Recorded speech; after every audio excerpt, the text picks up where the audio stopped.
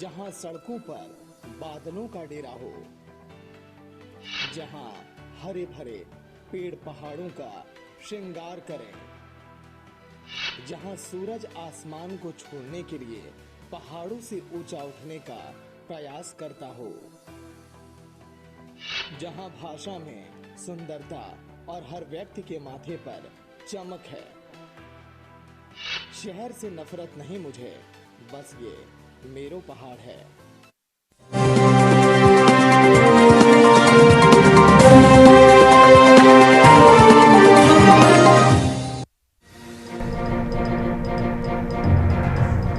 देहरादून में बीजेपी कार्यकर्ताओं ने की वर्चुअल बैठक। संगठन में रूटीन प्रक्रिया को लेकर की बैठक। वर्चुअल बैठक में बीजेपी के कार्यकर्ता रहे मौजूद। किच्छा में कांग्रेस कार्यकर्ताओं ने सरकार के खिलाफ जमकर किया प्रदर्शन। राशन नहीं मिलने को लेकर किया गया प्रदर्शन। सरकार से मांग पूरी न होने पर दी चेतावनी। किच्छा में आम आदमी पार्टी ने चलाया तूफानी जनसंपर्क अभियान। ज्यादा से ज्यादा जोड़ने का लक्ष्य। पार्टी की ओर से सुनी गई जनता की समस्या।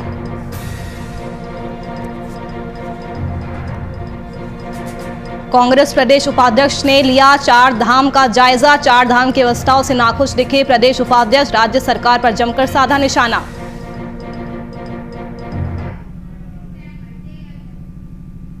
नमस्कार, वीआईपी न्यूज देख रहे हैं आप। मैं आपके साथ नुपुर सक्सेना। स्वागत है आपका उत्तराखंड लाइव में। 2022 में उत्तराखंड में विधानसभा चुनाव होने वाले हैं। विधानसभा चुनाव से पहले संगठनात्मक तौर पर बीजेपी खुद को मजबूत बनाए रखना चाहती है। कुमाऊं में हुए चिंतन शिविर के बाद बीजेपी अब जिला स्तर पर अपनी मजबूती का आकलन करना चाहती है। दरअसल अभी तक उत्तराखंड के इतिहास में कोई भी सत्तारूढ़ दल रिपीट नहीं कर पाया है। जहां एक और सरकार में मुख्यमंत्री को लेकर तमाम तरह की चर्चाएं चल रही है, तो वहीं दूसरी ओर संगठन अपना चुनावी मोड पर कार्य कर रही है। बीजेपी प्रदेश कार्यालय में बीजेपी प्रदेश अध्यक्ष मदन कौशिक के नेतृत्व में जिला स्तरीय वर्चुअल बैठक का आयोजन किया गया। इस बैठक के बाद प्रदेश प्रवक्ता नवीन कुमार ने बताया कि संगठन में रूटीन प्रक्रिया के तहत वर्चुअल बैठक की गई है।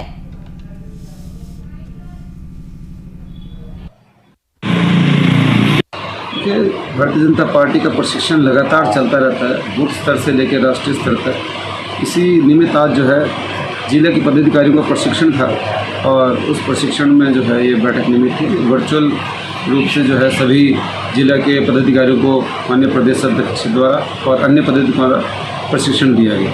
उसी निमित्त जो है ये कार्यक्रम चल रहा है।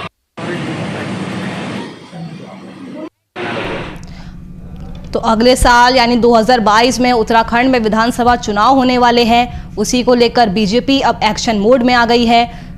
संगठन के तौर पर बीजेपी खुद को मजबूत बनाए रखना चाहती है। कुमाऊं में हुए चिंतन शिविर के बाद बीजेपी अब जिला स्तर पर भी अपने आप को मजबूत करना चाहती है, अपनी मजबूती का आकलन करना चाहती है। दरअसल आपको ये भी बता दें कि अभी तक उत्तराखंड राज्य के इतिहास में कोई भी सत्तारूढ़ दल रिपीट नहीं कर पाया है। जहां एक और सरकार में सीएम तीरथ सिंह रावत को लेकर तमाम तरह की अटकलें तेज है, तो वहीं दूसरी ओर संगठन अपना चुनावी मोड पर कार्य कर रही है।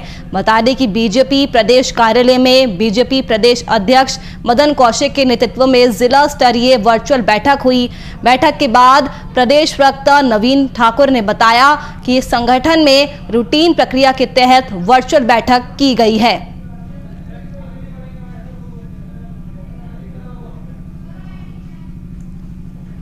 तो 2022 में उत्तराखंड में विधानसभा चुनाव होने वाले हैं। उसी को लेकर राजनीतिक सरगर्मियां तेज हो चुकी है। आपको बता दें कि ये अटकलें भी तेज है कि एक बार फिर से उत्तराखंड के सीएम यानी तीरथ सिंह रावत को हटाया जा सकता है। उत्तराखंड का सीएम बदला जा सकता है, क्योंकि 24 घंटे में दूसरी बार बीजेपी अध्यक्ष जेपी नड्डा से उत्तराखंड के सीएम तीरथ सिंह रावत ने मुलाकात की है।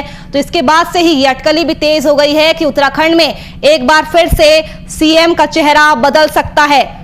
आपको बता दें, कहा जा रहा है कि बीजेपी 2022 के उत्तराखंड विधानसभा चुनाव तीरथ सिंह रावत के नेतृत्व में लड़ने में मूड में नहीं है। वहीं सतपाल महाराज और धन सिंह रावत जैसे दिग्गज नेता भी सीएम की कुर्सी के लिए आला कमान पर दबाव बना रहे हैं। तो चंद महीने हुए, सिर्फ मार्च में ही तीरथ सिंह रावत को उत्तराखंड का मुख्यमंत्री बनाया गया था। तो कुछ ही महीनों बाद ही ये एक बार फिर से अटकलें तेज हो गई है कि एक बार फिर उत्तराखंड का मुख्यमंत्री बदल सकता है। आपको बता दें कि उत्तराखंड की 2 सीटों पर उपचुनाव भी होने हैं, लेकिन कोरोना महामारी को लेकर फिलहाल उपचुनाव पर चुनाव आयोग ने रोक लगा रही है। उत्तराखंड राज्य बनाने के लिए किए गए आंदोलन में हमारे शहीदों और आंदोलनकारियों का विशेष योगदान रहा है। उसके बाद भी प्रदेश की बीजेपी सरकार ने आंदोलनकारियों के साथ छलावा किया है और उनके अधिकारों पर लगातार आघात किया है।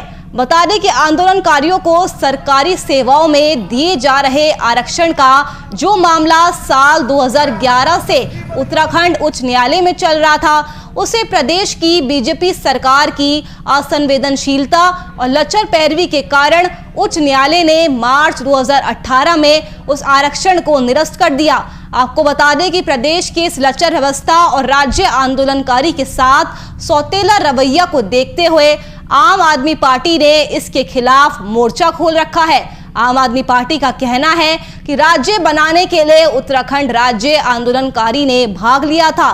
प्रदेश की बीजेपी सरकार को उनको आरक्षण देना चाहिए ताकि उनके द्वारा किए गए बलिदान का सम्मान उनकी आने वाली पीढ़ी को मिल सके।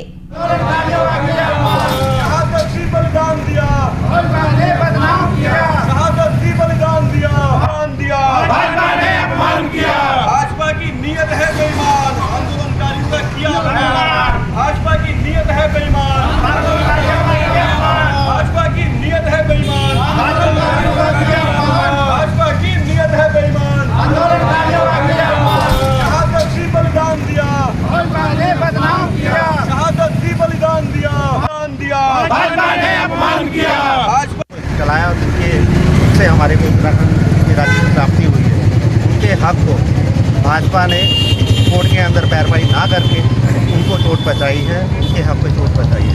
उसके लिए लेके पार्टी की तरफ से, आम आदमी पार्टी की तरफ से इसको किया जा रहा है और पार्टी की तरफ से हमारे जितने भी आंदोलनकारी उनके हक की लड़ाई को आगे भी लड़ा जाएगा। और अभी तक जितना भी दोनों पार्टियों ने आंदोलनकारी और शहीदों का जो सपना था उसको इन्होंने पूरा नहीं किया है, उसके लिए अब आम आदमी पार्टी मैदान में आ गई है और जितने भी उत्तराखंड का सम्मान को बचाने के लिए आम आदमी पार्टी पूरे जोर से आने वाले टाइम में उत्तराखंड को सम्मान दिलाएगी। तो आम आदमी पार्टी ने सरकारी नौकरी में उत्तराखंड के राज्य आंदोलनकारियों को अब आरक्षण नहीं मिलने पर बीजेपी को दोषी बताया है। उन्होंने पार्टी को राज्य आंदोलनकारी का विरोधी बताया है। वही आम आदमी पार्टी यानी आप का ये भी आरोप है कि लंबे आंदोलन के बाद ही उत्तराखंड अलग राज्य बना, लेकिन आज राज्य आंदोलनकारियों के ही बलिदान को भुलाया जा रहा है।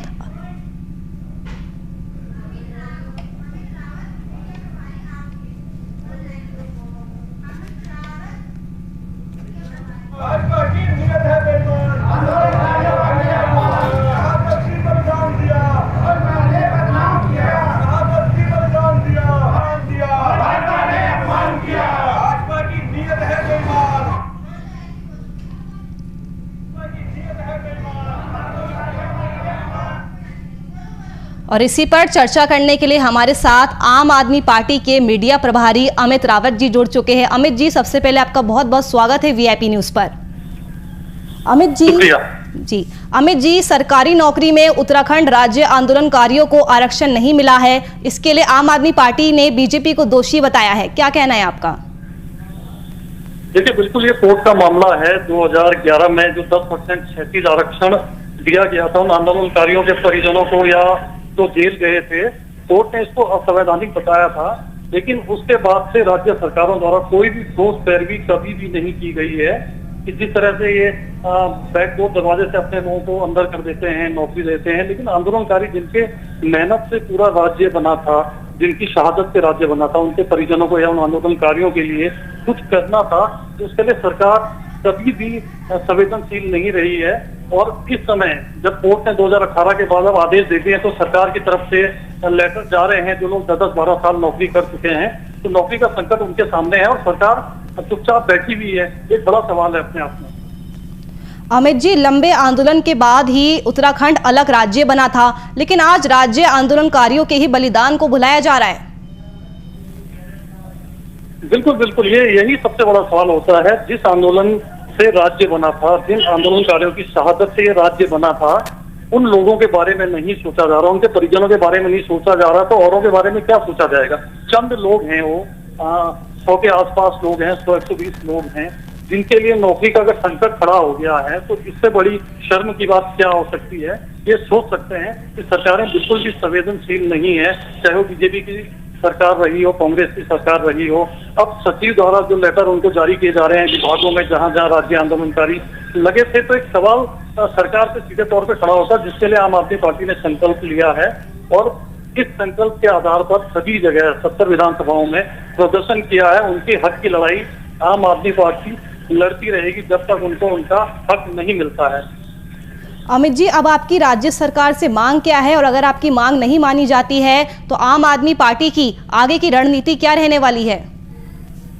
देखिए, हमारा स्पष्ट है, हमने साफ तौर पे बोल दिया है, ठोस पैरवी इससे होनी चाहिए। हम किसी भी हाल में जो आंदोलनकारियों के परिजन हैं, या जो आंदोलनकारी जेल गए थे, विकलांग हुए थे, सरकारी नौकरी में हैं, या जो वेटिंग पे हैं, जिनकी नौकरी लगनी है 10% क्षैतिज आरक्षण से, हालांकि कोर्ट ने तो इसको असंवैधानिक बता दिया, क्षैतिज आरक्षण को खत्म करने की बात कर दी है, लेकिन राज्य सरकार की जिम्मेदारी बनती है, जिनकी शहादत पे हुआ है, वे कैबिनेट करें, जियो लाएं, किसी भी तरीके से एक पैरवी करके इसको रोका जा सके, उनके लिए कोई खास इंतजाम किया जा सके। और आम आदमी पार्टी लगातार उनके लिए खड़ी रहेगी, कानूनी लड़ाई लड़नी होगी, उसके लिए भी आम आदमी पार्टी तैयार है, जिसके लिए आज और कल उन्होंने संकल्प ले लिया। हमारे सभी कार्यकर्ताओं ने संकल्प ले लिया और उनके साथ हम खड़े थे और खड़े रहेंगे। अमित जी, तो आपको क्या लगता है कि ये आरक्षण मिलने में आखिरकार रोड़ा कहाँ आ रहा है? बीजेपी क्यों नहीं आरक्षण दे पा रही है?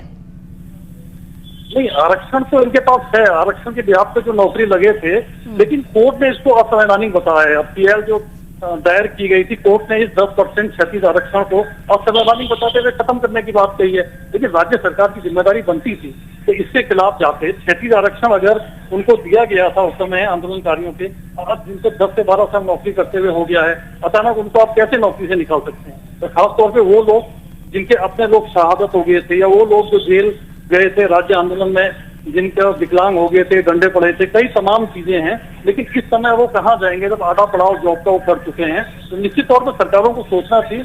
तो इतना बड़ा सवाल अपने आप में नहीं खड़ा होता है। बिल्कुल अमित जी, जैसा कि आपने कहा कि आरक्षण तो था ही, लेकिन क्या बीजेपी सरकार की असंवेदनशीलता और लचर पैरवी के कारण ही कोर्ट ने मार्च 2018 में उस आरक्षण को निरस्त कर दिया था? देखिए, सीधा सीधा सवाल है। माननीय कोर्ट का हम सम्मान करते हैं और माननीय कोर्ट ने अपना डिसीजन दिया, लेकिन राज्य सरकार की जिम्मेदारी बनती थी।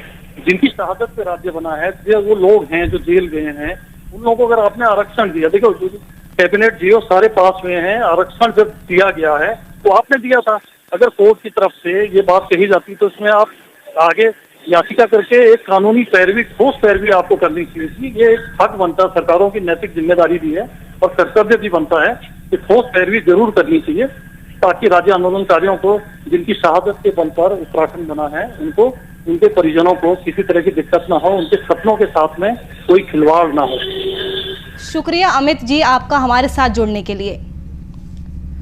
तो उत्तराखंड राज्य बनाने के लिए आंदोलन में शहीदों और आंदोलनकारियों का विशेष योगदान रहा है। किच्छा में कांग्रेस कार्यकर्ताओं ने बीजेपी सरकार के खिलाफ मोर्चा खोला। आपको बता दें कि ये प्रदर्शन ऑनलाइन राशन कार्ड होने के बावजूद भी लोगों को राशन नहीं मिलता, जिसको लेकर ये प्रदर्शन किया गया और सरकार के खिलाफ जमकर नारेबाजी भी की गई। कांग्रेस कार्यकर्ताओं ने इस पर कार्रवाई करने की मांग की है, साथ ही कहा है कि अगर मांग पूरी नहीं हुई तो उग्र आंदोलन किया जाएगा।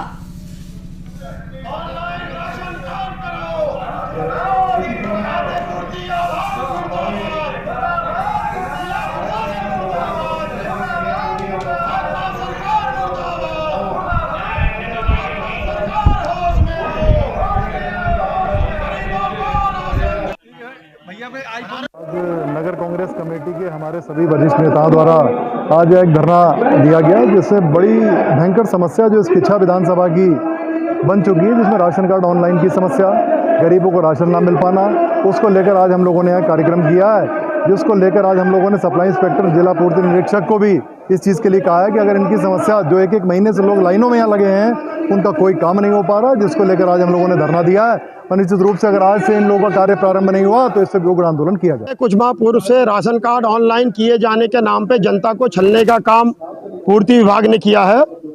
लॉकडाउन के दौरान जब आदमी के सामने बेरोजगारी और पेट भरने का संकट खड़ा था, उस दौरान पूर्ति विभाग ने और भाजपा की भ्रष्ट सरकार ने राशन कार्ड ऑनलाइन किए जाने के नाम पे जनता को राशन न देके बरगलाने का काम किया है और उन्हें भूखे पेट सोने पे मजबूर किया है। तो मैं जनता को संदेश देना चाहता हूं कि इस भाजपा की जन विरोधी भ्रष्ट सरकार को आने वाले चुनाव में उखाड़ फेंक। भैया ऑनलाइन राशन कार्ड करो, खाद्य पूर्ति आभार मुर्दाबाद, जिला प्रशासन मुर्दाबाद, भाजपा सरकार मुर्दाबाद, सरकार हो। किच्छा में आम आदमी पार्टी के कार्यकर्ताओं की ओर से तूफानी जनसंपर्क अभियान शुरू किया गया। आप के कार्यकर्ताओं ने बताया है कि हमारा मकसद पार्टी से ज्यादा लोगों को जोड़ने का है। इस दौरान पदाधिकारियों ने पार्टी की नीतियों को जनता तक पहुंचाया। पार्टी पदाधिकारियों के अनुसार कार्यकर्ताओं द्वारा संपर्क अभियान को नगर पालिका क्षेत्र से शुरू किया गया है और पालिका के सभी वार्डों में पहुंचकर पार्टी द्वारा जनता की समस्याओं को सुना जा रहा है और निस्तारण का प्रयास भी किया जा रहा है। चंदा भी लेगी, कहेगी भाईजान हमारे पास।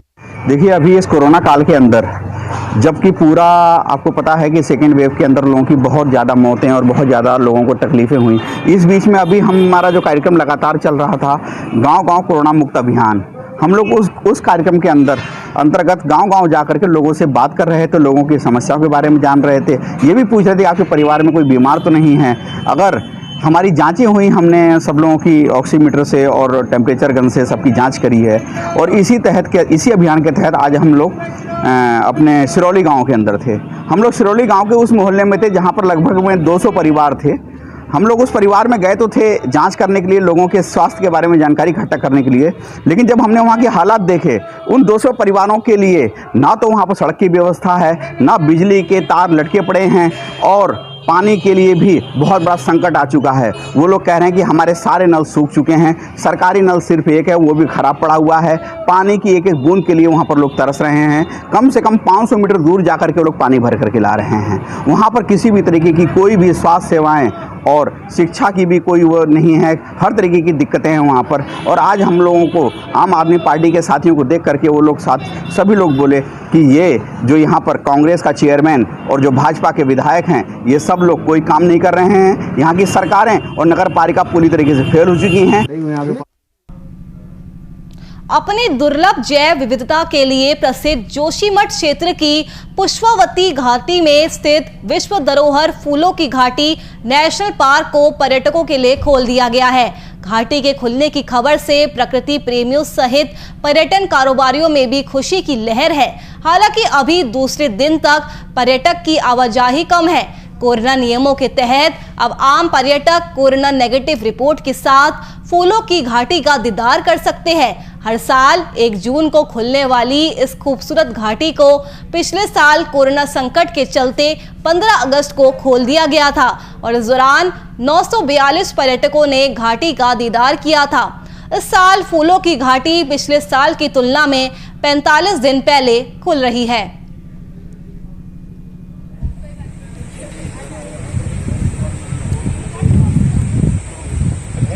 जो भी पर्यटक आएंगे वो 72 घंटे पहले की कोरोना नेगेटिव की रिपोर्ट कंपलसरी है। नेगेटिव रिपोर्ट प्राप्त होने के बाद ही उनको में अनुमति दी जाएगी। पर्यटकों के लिए वहां पर इस समय जो रास्ते बंद हो गए थे बर्फबारी के कारण, वो रास्ते खोल दिए गए हैं। 2-3 जगहों पर पुलियां टूट गई थी, पुलियाओं को निर्माण करा दिया गया है। बाकी स्टाफ की तैनाती वैली ऑफ फ्लावर के गेट पर कर दी गई है। बाकी समय तुम्हारा अंदर सभी चीजें सुरक्षित है। राजधानी देहरादून के एक नामी स्कूल पर विश्व हिंदू परिषद और बजरंग दल के कार्यकर्ताओं ने हिंदू बच्चों को जबरन हलाल का मीट खिलाने का स्कूल प्रबंधक पर गंभीर आरोप लगाया है। साथ ही कार्यकर्ताओं ने थाने पहुंचकर स्कूल प्रबंधक के खिलाफ नारेबाजी की और स्कूल प्रबंधक के उच्च अधिकारियों पर मुकदमा दर्ज करने की मांग भी की है। हालांकि कार्यकर्ताओं के विरोध के चलते थाने में स्कूल प्रबंधक के खिलाफ मामला दर्ज कर लिया गया है और पुलिस की ओर से आगे की कार्रवाई शुरू कर दी गई है।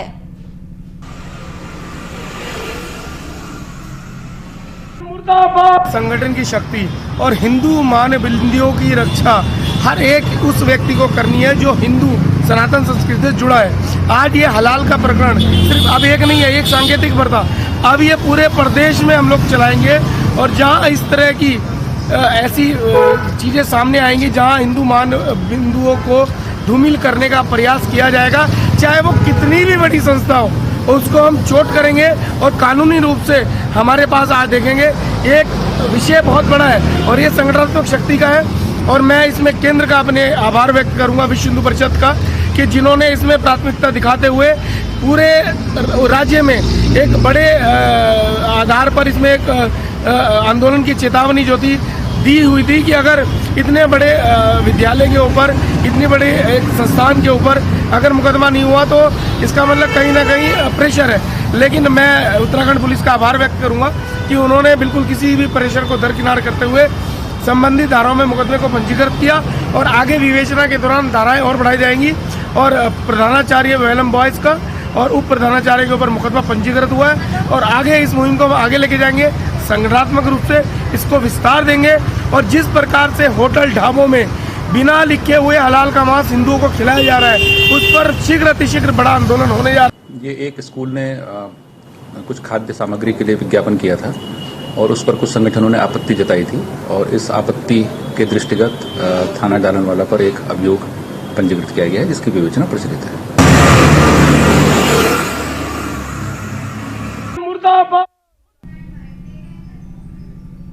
कांग्रेस प्रदेश उपाध्यक्ष सूर्यकांत धस्माना गढ़वाल के प्रसिद्ध 4 धाम यात्राओं में से एक यमुनोत्री धाम पर व्यवस्थाओं का जायजा लेने पहुंचे, जहां उन्होंने सरकार की ओर से की गई व्यवस्थाओं का जायजा लिया और फिर वो देहरादून पहुंचे, जहां उन्होंने कांग्रेस प्रदेश मुख्यालय में प्रेस कॉन्फ्रेंस की और सरकारी दावों को झूठा बताया। उन्होंने कहा कि सरकार ने 4 धामों में कोई तैयारी नहीं की है, कोरोना जांच की व्यवस्था नहीं है और ना ही यात्रियों के पंजीकरण का कोई इंतजाम है, जो कि चिंताजनक है।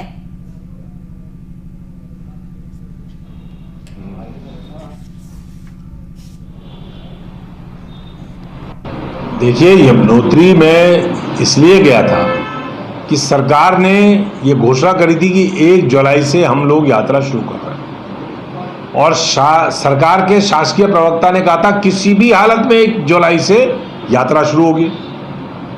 अब यात्रा के बारे में जब मैं यात्रा शुरू करने जा रहा था, मैं यात्रा इसलिए करने जा रहा था कि मैं अपने आंखों से देखना चाह रहा था कि यात्रा में जो सरकार इतने बड़े बड़े दावे कर रही है, वहाँ यमुनोत्री से लेकर के, गंगोत्री से लेकर के केदारनाथ बद्रीनाथ तक इन 4 धामों में क्या तैयारियां हैं सरकार की।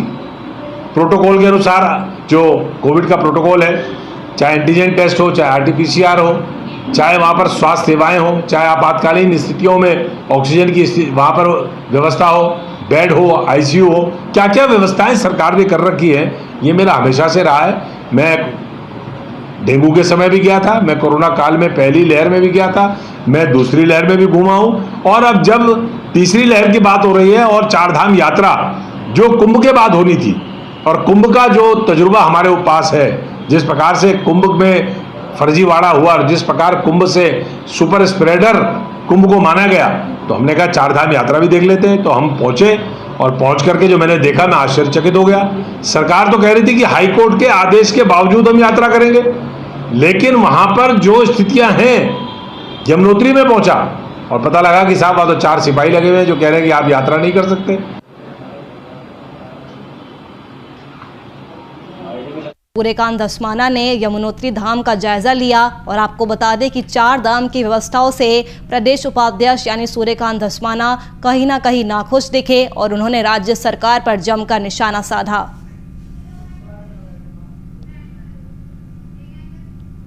चलिए फिलहाल के लिए इस बुलेटिन में इतना ही। देश और दुनिया की तमाम खबरों के लिए आप देखते रहिए VIP न्यूज़। नमस्कार।